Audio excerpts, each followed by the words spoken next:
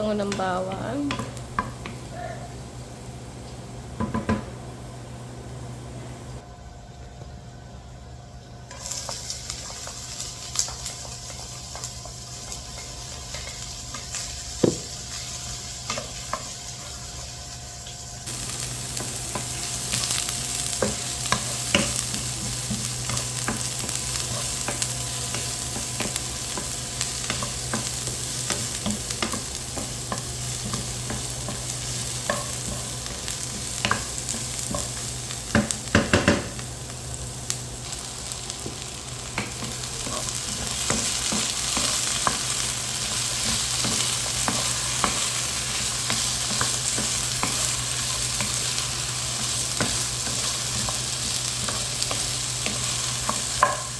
Parang mali na una yung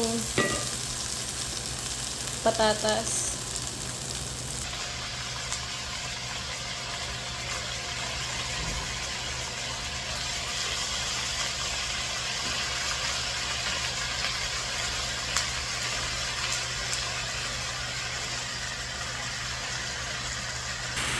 Mali nga guys, nauna yung patatas natin kasi sa manok. Dapat mamaya pa yung patatas, ma-overcook siya. Pero okay lang yan, ako lang naman kain eh. Naparami yung tuyo ata natin, pero iigahin natin siya. Tinanggal natin yung mga bula-bula, ayan, tinanggal natin. Over craving tayo sa adobo talaga. Nangangamoy adobo na. Ang sarap. I-dry natin siya. Kaya dinamihan natin siya ng tubig.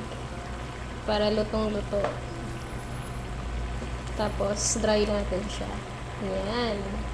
Hindi na tayo maglalagay ng black paper kasi ayoko ng medyo maanghang. Ayoko. Medyo nagda-dry na siya. Wala na siyang tubig gaano.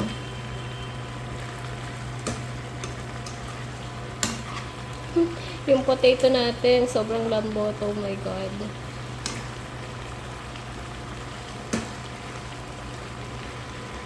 Pwede nang pwede nang mag-asawa. Mag-asawa ulit. Ulit. Tama? Kasi alam nyo guys, pag bibili ka sa labas, mahal. Tapos konti lang siya.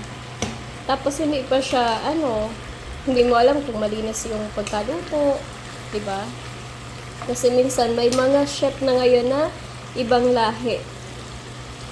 Marunong na silang gumawa ng mga basic gaya ng adobo. Halo-halo sa loob ng kitchen. So much better na tayo na lang magluluto pag may time. Yun lang. Bye. Iga na siya.